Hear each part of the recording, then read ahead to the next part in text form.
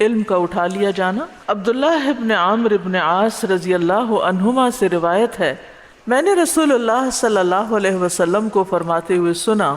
بے شک اللہ علم اس طرح نہیں اٹھائے گا کہ اسے بندوں کے سینوں سے کھینچ لے، بلکہ وہ علم کو علماء کی وفات کے ذریعے سے اٹھائے گا، یعنی علم والے اٹھتے جائیں گے، علم ختم ہوتا جائے گا۔ یہ حدیث صحیح بخاری میں مزید اضافے کے ساتھ ہے، یہاں تک کہ جب کوئی عالم باقی نہیں رہے گا تو لوگ جاہلوں کو امام بنا لیں گے، ان سے مسائل پوچھے جائیں گے تو وہ بغیر علم کے فتوے دے کر خود بھی گمراہ ہوں گے اور دوسروں کو بھی کریں گے، بغیر اصل کی طرف رجوع کیے، کیونکہ اصل تک ایکسس ہی نہیں ہوگی، اصل تک جانے کا کسی کو شوق ہی نہیں ہوگا۔ تو آپ دیکھیں کہ یہ قیامت کی علامات میں سے ایک علامت بتائی گئی ہے کہ آخری وقت جو بدترین وقت ہوگا اس میں لوگ اصل علم سے دور ہو جائیں گے، اور اس کو یاد کرنے اور اس کو اپنے سینوں میں محفوظ کرنے اور اس پر غور و فکر کرنے اور اس کو پڑھنے پڑھانے اور اس کی خدمت کرنے کو مشکل کام سمجھیں گے، اور پھر آہستہ آہستہ جو لوگ یہ علم حاصل کیے ہوں گے ان کی وفات ہوتی جائے گی، اور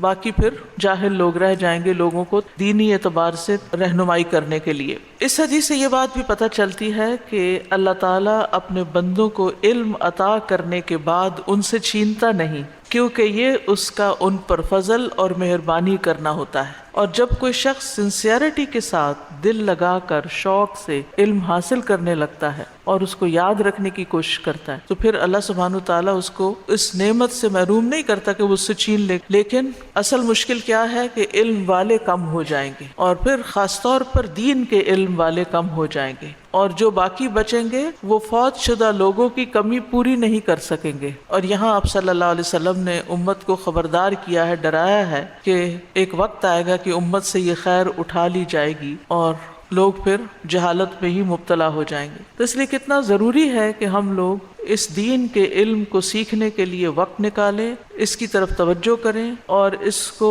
نہ صرف یہ کہ خود سیکھیں بلکہ اپنے بچوں کو بھی سکھائیں۔ ہم میں سے ہر ماں کو یہ فکر ہونی چاہیے کہ اس کا بچہ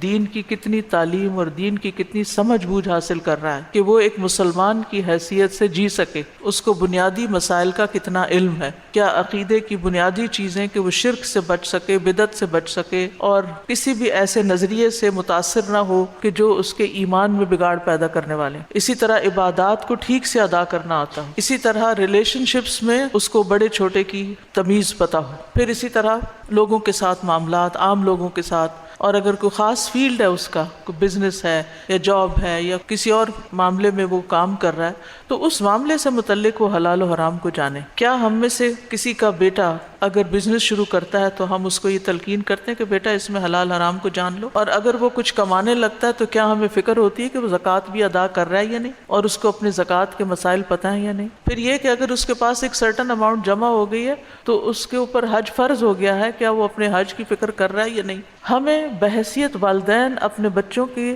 آخرت کے بارے میں، ان کے دین کے بارے میں فکر مند ہونا چاہیے کہ کم از کم اتنا علم ان کو ضرور دے دیں کہ جس سے وہ اپنی زندگی کو اسلام کے مطابق گزار سکیں اور